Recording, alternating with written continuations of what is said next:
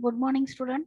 TY BCom 2019 pattern semester 5th advance accounting या subject मधील accounting for capital रिकन्स्ट्रक्शनचा 7वा problem आज आपण पाहतोय.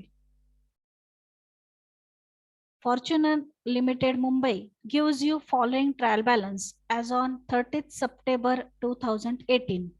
इथून मागे आपण जेवढे प्रॉब्लेम पाहिले म्हणजे 6 जे प्रॉब्लेम पाहिले त्या 6 प्रॉब्लेम मध्ये बॅलन्स शीट दिलं जायचं तुम्हाला आणि बॅलन्स शीट वरून आपण जे काही रिकन्स्ट्रक्शनच्या ऍडजस्टमेंट असतील कॅपिटल रिकन्स्ट्रक्शनच्या तर त्यानुसार कॅपिटल रिडक्शन अकाउंट तयार करायचो. त्यानंतर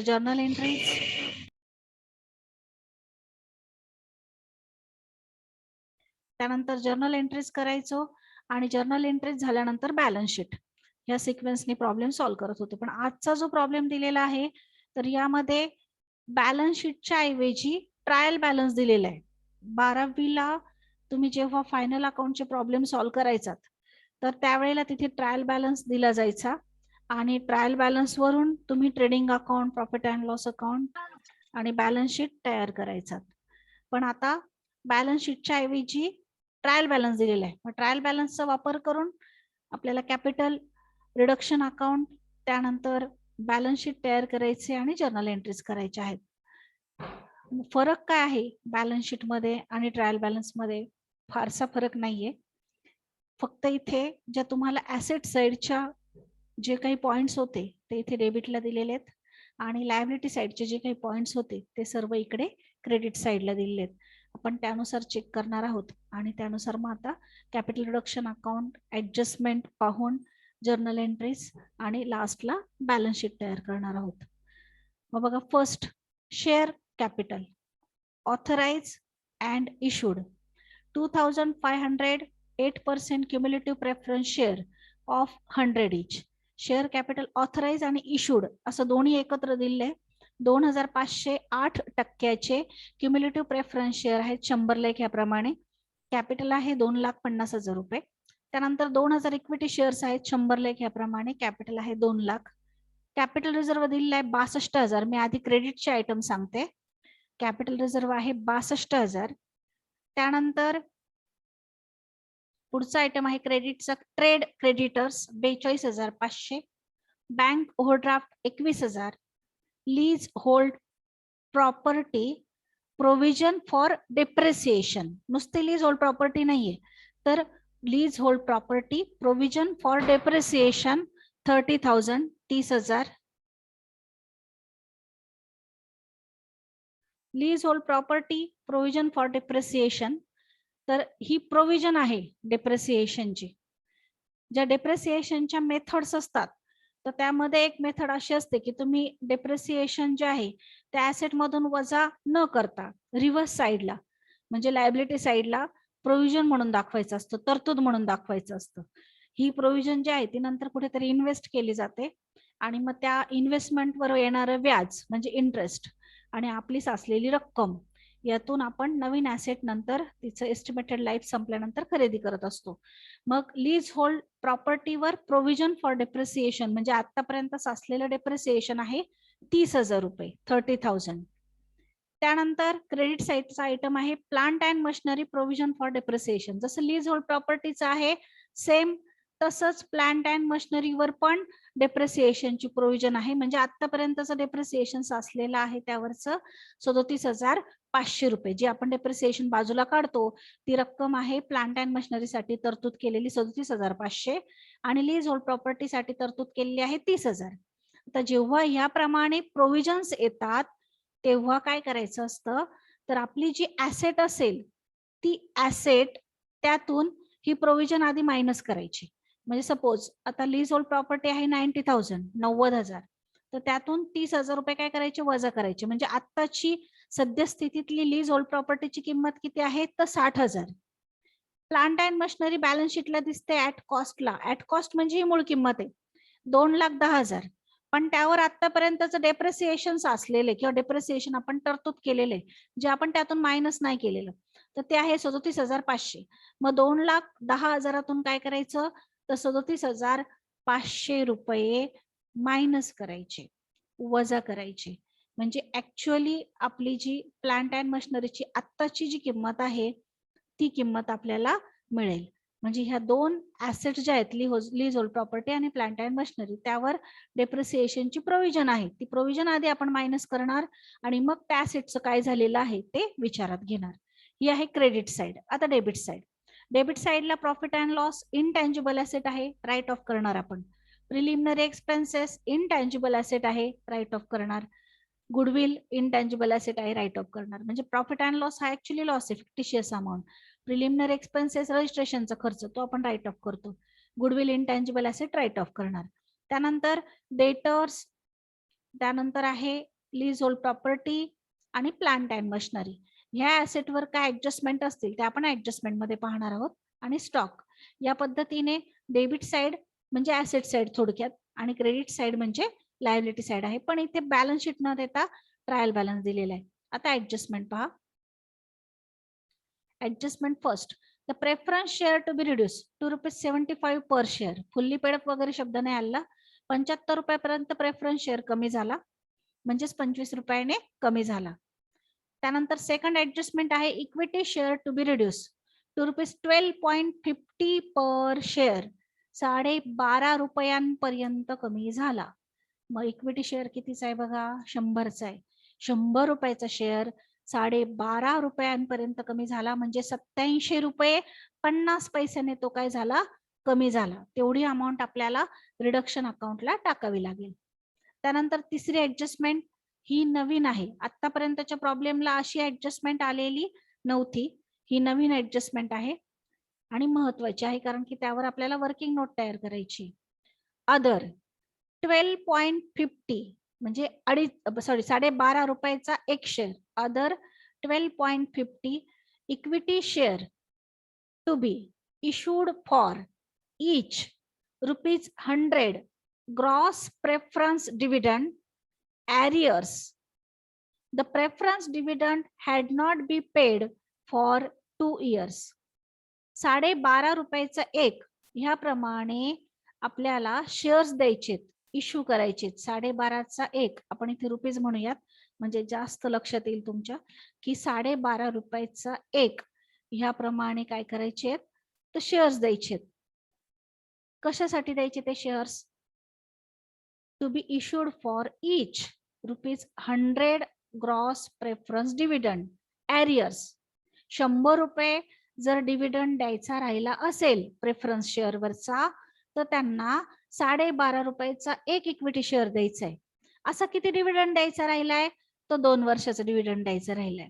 कारण की प्रेफरन्स शेअरचं नावच काय होतं, क्युम्युलेटिव्ह प्रेफरन्स शेअर. त्याला मराठीमध्ये म्हणतात संचयी अग्रहक्क भाग. संचयी म्हणजे जर समजा कंपनीला लॉस झाला तर एखाद्या वर्षी प्रेफरन्स डिव्हिडंड नाही देता आला तर तो बुडत नाही, तर तो साचून राहतो. जेव्हा कंपनीला प्रॉफिट होईल नेक्स्ट इयर मध्ये किंवा 2 वर्षानंतर 3 वर्षानंतर, त्यावेळेला तो प्रॉफिट डिव्हिडंड जो आहे तो काय केला जातो, दिला जातो.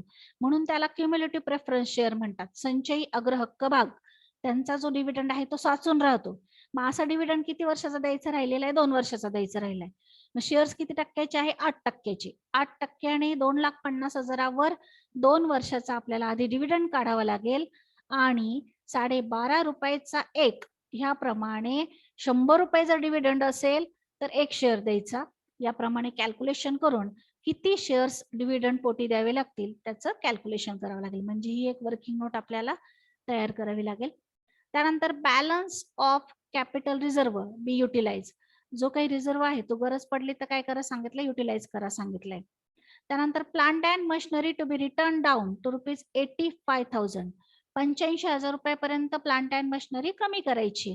मग plant and machinery trial balance मध्ये किती दिलेली आहे? तर आहे 2,10,000. पण त्यावर आतापर्यंतची डेप्रिसिएशनची प्रोव्हिजन आहे 37,500. मग आपण कॅल्क्युलेशन करताना काय करणार आहे, अगोदर 2,10,000तून 37,500 रुपये वजा करणार. मग जी अमाऊंट येईल ती अमाऊंट 85,000 पर्यंत काय करायची आहे, रिड्यूस करायची. मग 85,000 पण त्यातून मायनस करणार. मग जेवढी अमाऊंट येईल तेवढी अमाऊंट आपण कॅपिटल रिडक्शन अकाउंटला दाखवणार. त्यानंतर प्रॉफिट अँड लॉसचा बॅलन्स आणि all intangible asset write of करायला सांगितल्यात. त्या ऑलरेडी आपण पाहिल्यात कोणत्या कोणत्या राईट ऑफ करायच्या.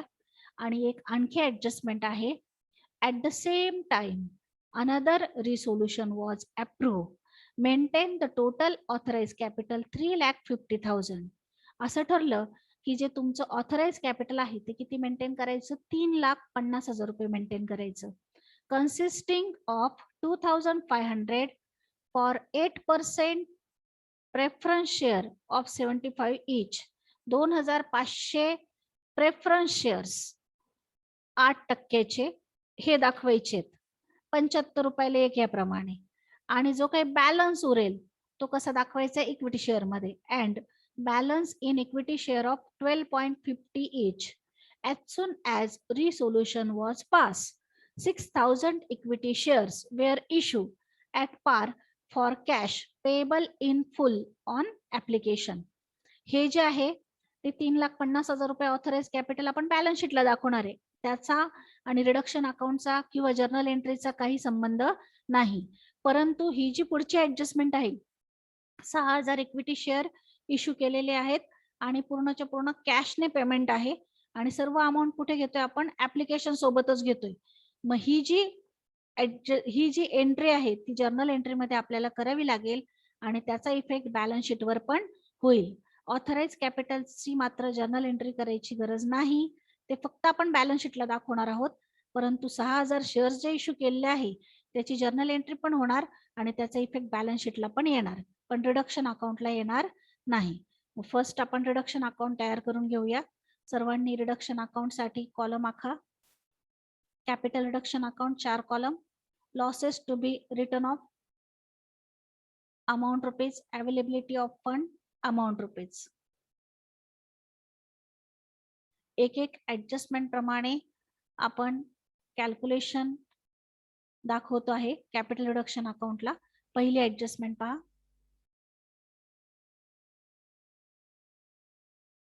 Share capital authorise and issued एकत्र आहे. 2,500 8% cumulative preference share of 100 each. Adjustment मध्ये सांगितले की ते 75 करायचे, म्हणजे 25 रुपयाने कमी करायचे. रिडक्शन अकाउंटच्या क्रेडिट साइडला या. By 8% preference share capital account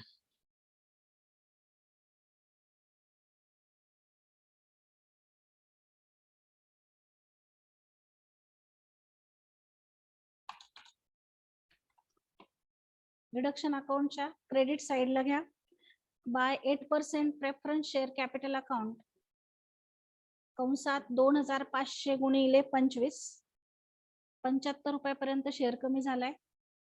2,500 गुणिले 25 अमाऊंट मध्ये 62,500.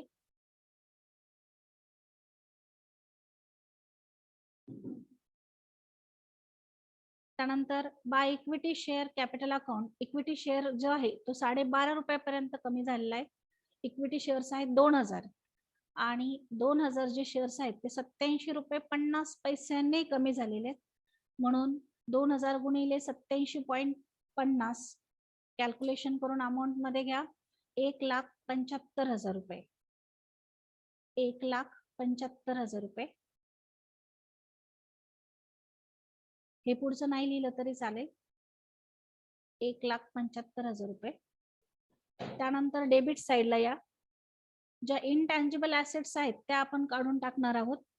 त्यापूर्वी डिव्हिडंडचं कॅल्क्युलेशन करून घेऊया. जो प्रेफरन्स डिव्हिडंड द्यायचा आहे त्याचं कॅल्क्युलेशन घ्या. एक working note.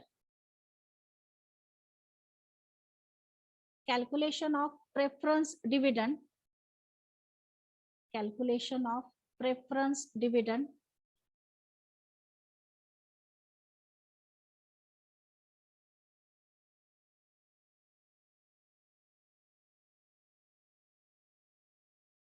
Preference dividend calculate करायचं आहे. जे तुमचं टोटल कॅपिटल आहे त्यावर 2 लाखावर 8% कॅल्क्युलेट करून 2 वर्षासाठी डिव्हिडंड घ्यायचा आहे. Calculation of preference dividend. Preference dividend arrears for 2 years. 8% on 2 lakhs. 8% आधी 2 लाखावर काढून घ्या आणि नंतर त्याला 2 ने गुणा, कारण 2 वर्ष आहे म्हणून. 8% on 2 लाख, 8% 2 लाखावर,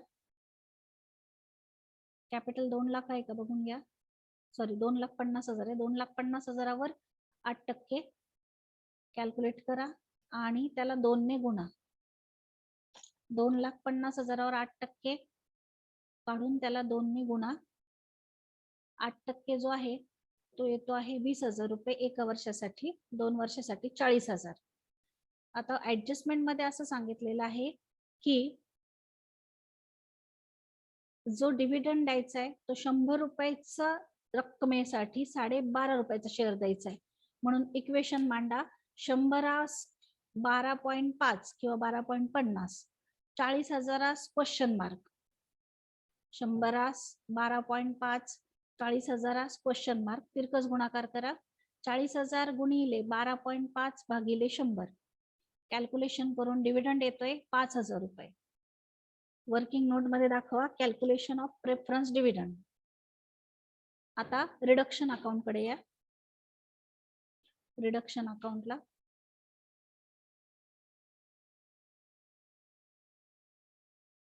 रिडक्शन अकाउंटच्या डेबिट साइडला डिव्हिडंड देतोय आपण, म्हणजे आपले तेवढे पैसे कमी होत आहेत किंवा लॉस होते, म्हणून डेबिट साइडला लॉस होते, म्हणून टू प्रेफरन्स डिव्हिडंड अमाऊंट मध्ये घ्या 5,000 रुपये. टू प्रेफरन्स डिव्हिडंड अमाऊंट मध्ये 5,000. 5,000 कुठून आला तर आपण कॅल्क्युलेट केला 2.5 लाख रुपये कॅपिटल होतं, त्यावर 8% कॅल्क्युलेट केला, 2 वर्षासाठी 40,000 रुपये आला. 100 रुपयाच्या बदल्यात 12.5 रुपयाचा प्रेफरन्स शेअर मिळणार आहे. मग कॅल्क्युलेशन करून आपलं उत्तर आलेलं आहे 5,000 रुपये. त्यानंतर प्लांट अँड मशिनरी 85,000 पर्यंत रिड्यूस करायची आहे. प्लांट अँड मशिनरीची मूळ किंमत आहे 2,10,000. त्यातून अगोदर 37,500 जी प्रोव्हिजन आहे डेप्रिसिएशनची ती मायनस करा आणि 85,000 पर्यंत रिड्यूस करायची आहे, म्हणून मी इन ब्रॅकेट 85,000 पण रिड्यूस केले. मग 2,10,000तून आधी डेप्रिसिएशनची अमाऊंट वजा झाली 37,500 रुपये आणि 85,000 पर्यंत कमी करायची आहे, म्हणून 85,000 रिड्यूस केले, म्हणजे मायनस केले.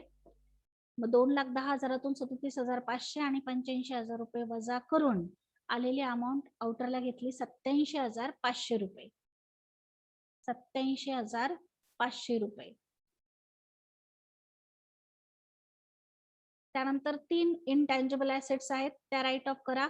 गुडविल 70,000, प्रिलिमिनरी एक्सपेन्सेस 16,625 आणि profit and loss 1,20,375. Trial balance मध्ये आहेत बघा. ट्रायल बॅलन्स मध्ये प्रॉफिट अँड लॉस 1,20,375, त्यानंतर प्रिलिमिनरी एक्सपेन्सेस 16,625 आणि गुडविल 70,000. या 3 इनटँजिबल ऍसेट ज्या आहेत त्या आपण राईट ऑफ केल्या. आता डेबिट साइडची बेरीज करा, ती येते 2,99,500. दोन्ही साइडला मांडा. त्यातून क्रेडिट साइडची बेरीज वजा करून जो बॅलन्स येईल तो कॅपिटल रिझर्वला टाकायचा आहे. By capital reserve 62,000. आपल्याला ऍडजस्टमेंट मध्ये सांगितलंय की कॅपिटल रिझर्व जो आहे तो काय करा, युटिलाइज करा, म्हणून जो काही बॅलन्स येतोय 62,000 रुपये तो आपण दाखवला कॅपिटल रिझर्वला. या पद्धतीने कॅपिटल रिडक्शन अकाउंट कंप्लीट झालेलं आहे. आता जर्नल एंट्रीज घ्या. जर्नल एंट्रीज करताना आपण क्रेडिट साइडची प्रत्येकी एक एंट्री करणार आहोत, डेबिट साइडची सर्व मिळून एक एंट्री करायची आहे, परंतु हा जो प्रेफरन्स डिव्हिडंड आहे त्यांना इक्विटी शेअर्स द्यायचे, म्हणून 5,000 रुपये रिडक्शन अकाउंटला तर येतीलच, परंतु इक्विटी शेअर्स द्यायचे, म्हणून ती एक एंट्री ऍडिशनल होईल. जर्नल एंट्रीज घ्या. वरती नाव द्या in the books of Fortuner limited journal entries. पहिली ऍडजस्टमेंट होती की प्रेफरन्स शेअर 75 रुपयापर्यंत कमी झाला, फुल्ली पेड शब्द नाही आला किंवा रेट पण चेंज नाही झाला, म्हणून जेवढी अमाऊंट रिड्यूस झालेली आहे तेवढ्याच अमाऊंटची आपण एंट्री करतोय. 62,500 रुपये रिड्यूस झाले, म्हणून 62,500 चीच एंट्री करा. पहिली एंट्री डेट मध्ये वरती एकदाच बॅलन्स शीटची तारीख टाकून द्या 30/9/2018. पहिली entry 8% cumulative preference share capital account debit 62,500 to capital reduction account 62,500 being preference share reduce to ₹75 each. त्यानंतर इक्विटी शेअर 12.5 पर्यंत रिड्यूस झाला, म्हणजे ₹87.50 रिड्यूस झाला. ती अमाऊंट आपण रिडक्शन अकाउंटला कॅल्क्युलेट केलेली आहे. मग सेकंड एंट्री घ्या. Equity share capital account debit 1,75,000 to capital reduction account 1,75,000 being equity share reduce to ₹12.50 each.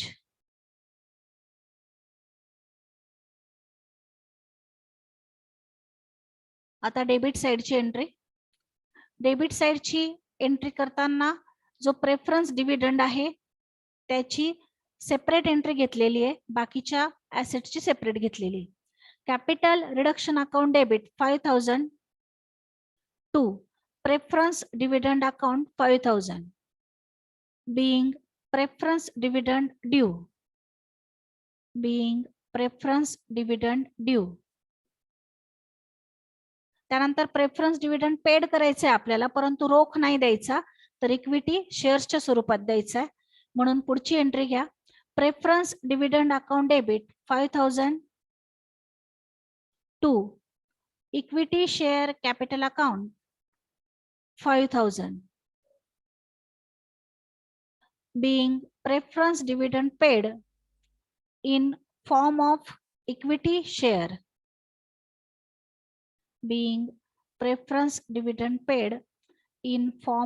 equity share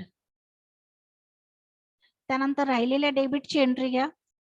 capital reduction account debit 2,95,125 reduction अकाउंटच्या डेबिटचे जे उरलेले आयटम्स आहेत त्याची आपण बेरीज घेतोय. डेबिट साइड पहा, टोटल आहे 2,99,500. त्यातून 5,000ची एंट्री आपण सेपरेट करणार आणि उरलेल्या अमाऊंटची सेपरेट करणार, म्हणजे 2,94,500ची एंट्री होईल. पुढची एंट्री घ्या. 2,00,000 रिडक्शन अकाउंटची टोटल 2,99,500, त्यातून सेपरेट करून उरलेल्या अमाऊंटची.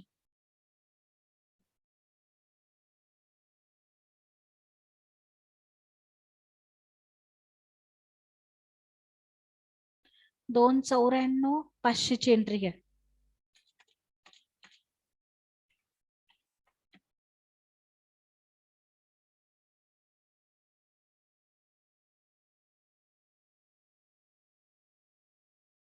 Capital reduction account debit 2,94,500 to plant and machinery account 87,500 to profit and loss account 1,20,375 to preliminary expenses account 16,625 to goodwill account 70,000 being intangible assets and depreciation written off. त्यानंतर जो balance आपण काढलेला आहे reduction अकाउंटचा, तो capital रिझर्व्हला utilise करायला सांगितलाय. ती entry बॅलन्सची. Capital reserve account debit capital reserve 62,000 रुपये. ती एंट्री घ्या. Capital reserve account debit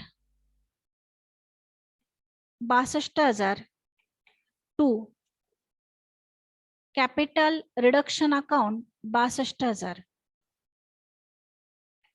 to capital reduction account 62,000 being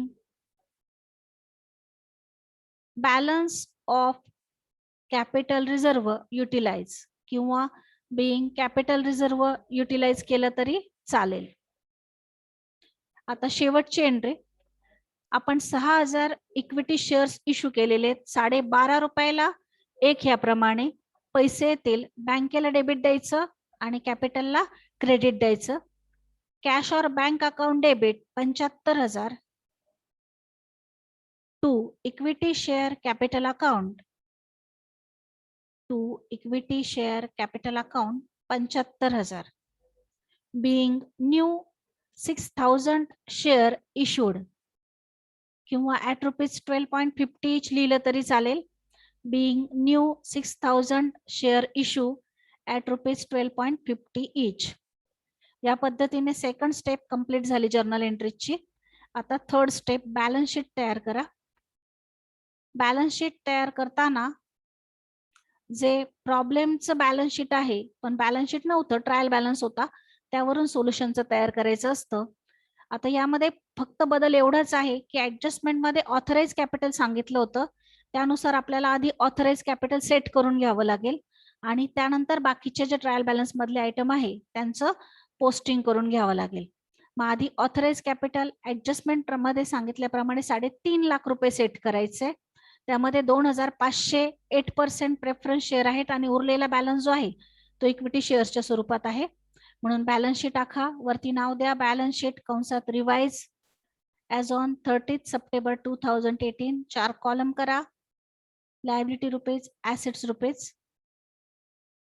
liability side घ्या, आधी ऑथराइज कॅपिटल लिहा, त्यानंतर issued and subscribe. Authorise capital घ्या. Authorise capital 2,500 8% preference share of rupees 75 each. Of rupees 75 each. Amount मध्ये 1,87,500. Balance जो आहे तो इक्विटी शेअर मध्ये आहे. टोटल कॅपिटल आपल्याला 3,50,000 दाखवायचे, म्हणून equity share of rupees 12.50 each. Amount मध्ये 1,62,500. ऑथराइज कॅपिटल आपण कॅल्क्युलेशनला घेत नाही, त्यामुळे त्या खाली 2 रेषा मारून टाका, ते कॅल्क्युलेशनला घ्यायचं नाही. त्यानंतर घ्या issued and subscribe capital.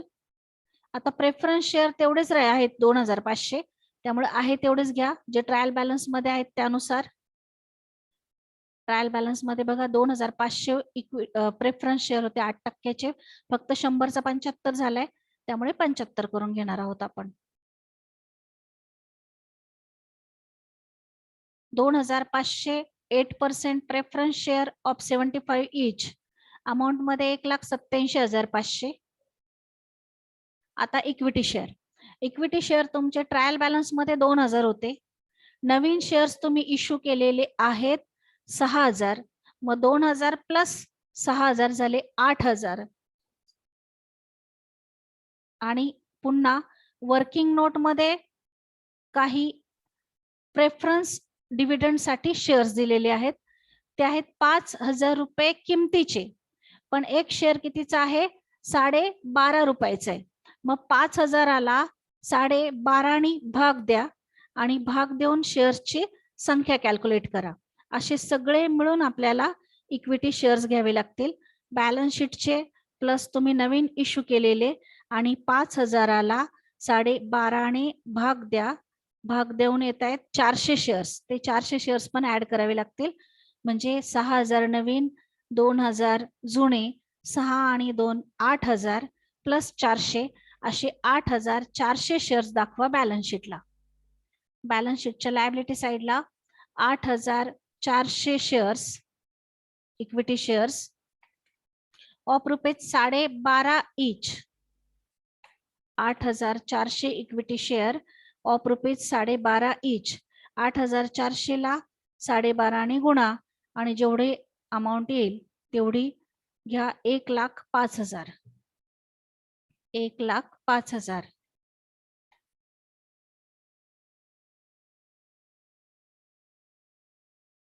$8,400 equity share of 12.5 each. Amount मध्ये 1,05,000. त्यानंतर ट्रेड क्रेडिटर्स वर ऍडजस्टमेंट नव्हती, बँक ओव्हरड्राफ्ट वर पण नव्हती, त्यामुळे त्या अमाऊंट आपण ट्रायल बॅलन्स मध्ये जेवढे आहेत तेवढेच घेणार. ट्रेड क्रेडिटर्स 42,500 आणि बँक ओव्हरड्राफ्ट 21,000. ट्रेड क्रेडिटर्स 42,500 आणि बँक ओव्हरड्राफ्ट 21,000. ऍसेट साइड घ्या. ऍसेट साइडला म्हणजेच ट्रायल बॅलन्सच्या डेबिटला जे आयटम आहेत त्यामध्ये हे 3 ऍसेट्स आपण राईट अप केलेले आहेत. त्यानंतर आहे डेटर्स. डेटर्सवर ऍडजस्टमेंट नव्हती, 56,200 आहे तेवढेच घ्यायचे. लीज होल्ड प्रॉपर्टी 90,000 आहे, त्यातून हे डेप्रिसिएशनचे 30,000 वजा करून 60,000 घ्यायची. प्लांट अँड मशिनरी 85,000 पर्यंत रिड्यूस झाली, ती 85,000 घ्यायची. आणि स्टॉकवर ऍडजस्टमेंट नव्हती, त्यामुळे स्टॉक आहे तेवढाच घ्या, 79,800 रुपये. Asset side plant and machinery 85,000. त्यानंतर debtors 56,200. Debtors 56,200. Lease hold property 90,000तून 30,000 वजा करून 60,000 घ्या. लीज होल्ड प्रॉपर्टी 90,000तून 30,000 वजा करून 60,000. स्टॉकवर कोणती ऍडजस्टमेंट नव्हती, त्यामुळे स्टॉक आहे तेवढाच, 79,800. स्टॉक 79,800. आणि कॅश नावाचा आयटम एक वाढतोय, कारण की आपण एक जर्नल एंट्री पास केलेली आहे लास्टला. त्या जर्नल एंट्री मध्ये 75,000ची कॅश आलेली आपल्याकडे, जरी बॅलन्स शीटला नसली तरी. त्यामुळे कॅश दाखवा 75,000. कॅश 75,000 दाखवा आणि बॅलन्स शीट टॅली करा. बॅलन्स शीट टॅली करा, बॅलन्स शीटची टोटल करा.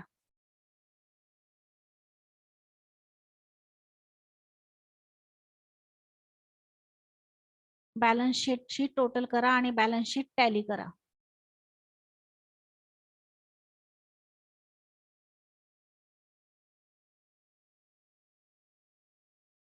कितीला टोटल होते ते सांगा मला.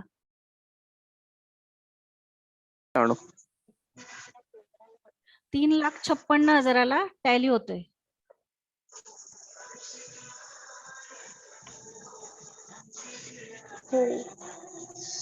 ऑथराईजची नाही घ्यायची टोटल.